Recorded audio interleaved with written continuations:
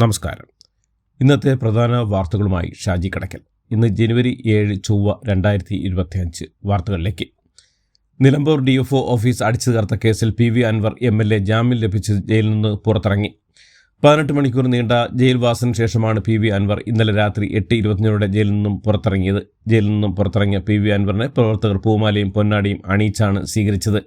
ജയിലിന് പുറത്ത് തടിച്ചുകൂടിയ DMK പ്രവർത്തകർ മധുരം വിതരണം ചെയ്താണ് അൻവർ ജയിലിൽ നിന്ന് പുറത്തിറങ്ങിയത് ആഘോഷിച്ചത്. വീട്ടിലേക്കുള്ള വഴിയിലുടനീളം പാർട്ടി പ്രവർത്തകർ അൻവറിന് വൻ സ്വീകരണമാണ് ഒരുക്കിയിരുന്നത്. പിണറായിയെ തകർക്കാൻ UDFുമായി കൈകോർക്കുമെന്നും ഇനി കൂട്ടായ പോരാട്ടമാണെന്നും PV അൻവർ MLA ജയിൽ മോചനായ ശേഷം സംസാരിക്കുകയായിരുന്നു. അദ്ദേഹം അറസ്റ്റിലായ തനിക്ക് ധാർമ്മിക പിന്തുണ നൽകിയ UDF നേതാക്കൾക്കും അൻവർ നന്ദി പറഞ്ഞു. മുസ്ലിം ലീഗ് സംസ്ഥാന അധ്യക്ഷൻ പാണക്കാട് സാദിഖ് അലി ശിഹാബ് തങ്ങൾ, പ്രതിപക്ഷ ഉപനേതാവ് PK കുഞ്ഞാലിക്കുട്ടി, KPC അധ്യക്ഷൻ K സുധാകരൻ, പ്രതിപക്ഷ നേതാവ് VD സതീശൻ, രമേശ് ചന്ദ്ര എന്നിവരുടെ പേരെടുത്ത് പറഞ്ഞാണ് നന്ദി അറിയിച്ചത്. നിലമ്പൂർ DFO ഓഫീസ് അടിച്ചു തകർത്ത കേസിൽ PV അൻവർ MLAക്ക് ജാമ്യം ലഭിച്ചതിന് പിന്നാലെ അൻവറിൻ്റെ അനുയായിയും DMK പ്രവർത്തകനുമായ EA സുഗുവിനെ അറസ്റ്റ് ചെയ്തു പോലീസ്. നിലമ്പൂർ DFO ഓഫീസ് അടിച്ചു തകർച്ച കേസിൽ തന്നെയാണ് സുഗുവിനെയും അറസ്റ്റ് ചെയ്തെന്നാണ് വിവരം. ചേലക്കര ഉപതെരഞ്ഞെടുപ്പ് സമയത്ത് ചേലക്കര ജനറൽ ആശുപത്രിയിൽ അതിക്രമം നടത്തിയ സംഭവത്തിൽ MLA PV അൻവറിനെതിരെ കുറ്റപത്രം സമർപ്പിച്ചു. PV അൻവർ ഉൾപ്പെടെ 6 പേർക്കെതിരെയാണ് കുറ്റപത്രം. ഞായറാഴ്ചയാണ് വടക്കാഞ്ചേരി കോടതിയിലാണ് കുറ്റപത്രം സമർപ്പിച്ചത്. ചേലക്കര ഉപതെരഞ്ഞെടുപ്പ് സമയത്ത് ചേലക്കര ജനറൽ ആശുപത്രിയിൽ അതിക്രമിച്ച് കയറി ഔദ്യോഗിക കൃത്യനിർവഹണം തടസ്സപ്പെടുത്തി എന്നായിരുന്നു കേസ്. PV അൻവർ MLAക്ക് പിന്തുണയുമായി KPC vice president VT Balram രാഷ്ട്രീയ വേട്ടയാടൽ നേരിടുന്ന അൻവറിന് നിരുപാധിക പിന്തുണ ഉണ്ടാകുമെന്നും താൻ പ്രമാണിത്വവും ധാർഷ്ട്യവും ഒരു പൊടിക്ക് കുറച്ചാൽ അൻവറിനോട് രാഷ്ട്രീയമായി സഹകരിക്കുന്നതിൽ UDFിന് പ്രശ്നമുണ്ടാവേണ്ട കാര്യമില്ലെന്നും VT ബൽറാം തൻ്റെ ഫേസ്ബുക്കിൽ കുറിച്ചു. നിലമ്പൂർ MLA PV അൻവറിനെ പിന്തുണച്ച് KK രമ MLA പിണറായിയുടെ ഭീരത്തിൻ്റെ അടയാളമാണ് അൻവറിൻ്റെ അറസ്റ്റെന്നും കേരളം കണ്ട ഏറ്റവും ഭീരുവായ ഭരണാധികാരിയാണ് പിണറായി എന്നും KK രമ പറഞ്ഞു. പെരിയ കൊലക്കേസിൽ ശിക്ഷിക്കപ്പെട്ടവരെ P ജയരാജൻ സ്വീകരിച്ച ദിവസമാണ് ഒരു ജനപ്രതിനിധിയെ വീട് വളഞ്ഞ് അറസ്റ്റ് ചെയ്തതെന്നും KK രമ പറഞ്ഞു. ഉമാ തോമസ് MLA ഗാലറിയിൽ നിന്നും വീണ് പരിക്കേറ്റ സംഭവത്തിൽ സംഘാടകർക്കെതിരെ രൂക്ഷ വിമർശനവുമായി ഹൈക്കോടതി. ഉമാ തോമസിന് പരിക്കേറ്റ ശേഷവും പരിപാടി കുറച്ചു നേരത്തേക്കെങ്കിലും എന്തുകൊണ്ട് നിർത്തിവെച്ചില്ല എന്ന് ഹൈക്കോടതി ചോദിച്ചു. മനുഷ്യത്വം എന്നൊന്നില്ലേ എന്നും ഹൈക്കോടതി സിംഗിൾ ബെഞ്ച് ചോദിച്ചു. MLAക്ക് ഇതാണ് അവസ്ഥയെങ്കിൽ സാധാരണ മനുഷ്യരുടെ ഗതി എന്തെന്നും കോടതി ആരാഞ്ഞു. മലപ്പുറം കരുളായി ഉൾവനത്തിൽ കാട്ടാനയുടെ ആക്രമണത്തിൽ കൊല്ലപ്പെട്ട പൂച്ചപ്പാറ മണിയുടെ കുടുംബത്തിന് സർക്കാർ പ്രഖ്യാപിച്ച സാമ്പത്തിക സഹായത്തിൻ്റെ ആദ്യ ഗഡുവായ 5 ലക്ഷം രൂപ വനം വകുപ്പ് മന്ത്രി AK ശശീന്ദ്രൻ കുടുംബത്തിന് കൈമാറി. ശനിയാഴ്ചയാണ് കണ്ണിക്കൈക്ക് സമീപം മണിക്ക് നേരിട്ട കാട്ടാനയുടെ ആക്രമണമുണ്ടായത്. വനം വകുപ്പ് 10 ലക്ഷം രൂപ കുടുംബത്തിന് ആശ്വാസധന സഹായം പ്രഖ്യാപിച്ചിരുന്നു.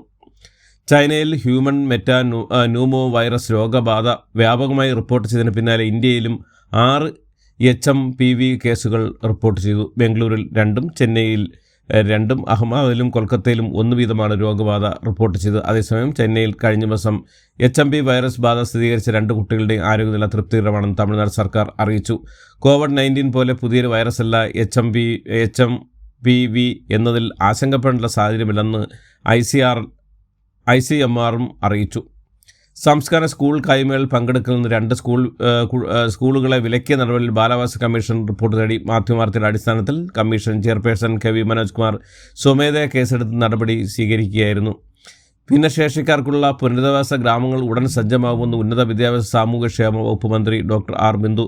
പെരിന്തൽമണ്ണയിൽ സാമൂഹ്യനീതി വകുപ്പും ഭിന്നശേഷി ക്ഷേമ കോർപ്പറേഷനും സംയുക്തമായി നടത്തിയ ഭിന്നശേഷി സഹായ ഉപകരണ വിതരണത്തിൻ്റെ ഉദ്ഘാടനം നിർവഹിച്ച് സംസാരിക്കുകയായിരുന്നു മന്ത്രി.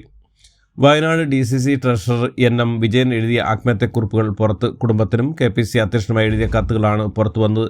4 മരണക്കുറിപ്പുകളാണ് MN വിജയൻ തയ്യാറാക്കിയത്. KPC പ്രസിഡന്റിനും മൂത്ത മകനും പ്രത്യേക കത്തുകളുണ്ട്. ലക്ഷങ്ങളുടെ സാമ്പത്തിക ബാധ്യത ഏറ്റുപറഞ്ഞും മകനോട് മാപ്പ് പറഞ്ഞുമാണ് കത്തുകൾ.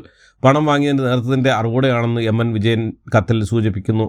ബാങ്ക് നിയമനത്തിനായി പണം വാങ്ങാൻ നിർദ്ദേശിച്ചത് കോൺഗ്രസ് MLA ആണെന്നും പ്രശ്നം വന്നപ്പോൾ നേതൃത്വം കൈയൊഴിഞ്ഞുവെന്നും കത്തിലുണ്ട്. KPC പ്രസിഡന്റ് K സുധാകരൻ എഴുതിയ സാമ്പത്തിക ബാധ്യതകളെ കുറിച്ചുള്ള കത്തിൽ IC ബാലകൃഷ്ണനും ND അപ്പച്ചനും പണം വാങ്ങിയെന്ന പരാമർശവും ഉണ്ട്.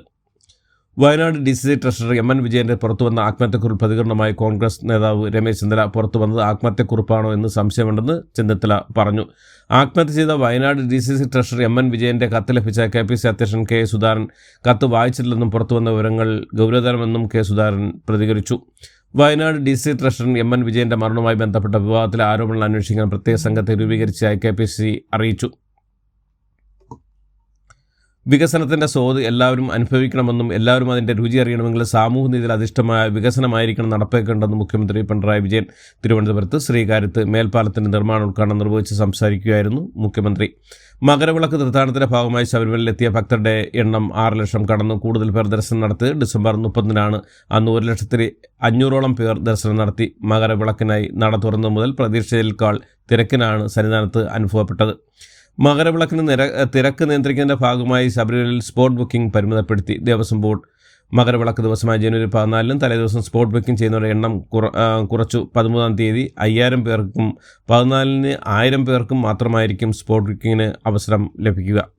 CPM കേന്ദ്ര കമ്മിറ്റി അംഗം EP ജയരാജൻ്റെ ആത്മഹത്യാ വിവാദത്തിൽ കേസിൽ MV ശ്രീകുമാറിന് മുൻകൂർ ജാമ്യം. ഹൈക്കോടതിയാണ് ജാമ്യം അനുവദിച്ചത്. DC ബുക്സ് മുൻ പബ്ലിക്കേഷൻ മേധാവിയാണ് AV ശ്രീകുമാർ. അതേസമയം കുറ്റകൃത്യം സംഭവിച്ചിട്ടുണ്ടെന്ന് പ്രഥമദൃഷ്ട്യാ വ്യക്തമാണെന്നും കോടതി പറഞ്ഞു. തന്നെ നിരന്തരം സോഷ്യൽ മീഡിയ പ്ലാറ്റ്ഫോമിലൂടെ അവമാനിക്കാൻ ശ്രമിക്കുന്ന പ്രമുഖ ബിസിനസ്സുകാരനെതിരെ പോരാട്ടത്തിനിറങ്ങിയ നടി ഹണി റോസിന് പിന്തുണയുമായി അമ്മ സംഘടന. സ്ത്രീത്വത്തെയും നടിയുടെ തൊഴിലിനെയും അപഹസിക്കാൻ ചിലർ ബോധപൂർവ്വം നടത്തുന്ന ശ്രമങ്ങളെ അമ്മ അപലപിച്ചു. ഹണി റോസിൻ്റെ നിയമ പോരാട്ടങ്ങൾക്ക് പിന്തുണ നൽകുമെന്നും അമ്മ സംഘടനയുടെ അഡ്ഹോക് കമ്മിറ്റി വാർത്താക്കുറിപ്പിലൂടെ അറിയിച്ചു. CPM മുതിർന്ന നേതാവ് G സുധാകരനെ പുകഴ്ത്തി BJP സംസ്ഥാന അധ്യക്ഷൻ K സുരേന്ദ്രൻ.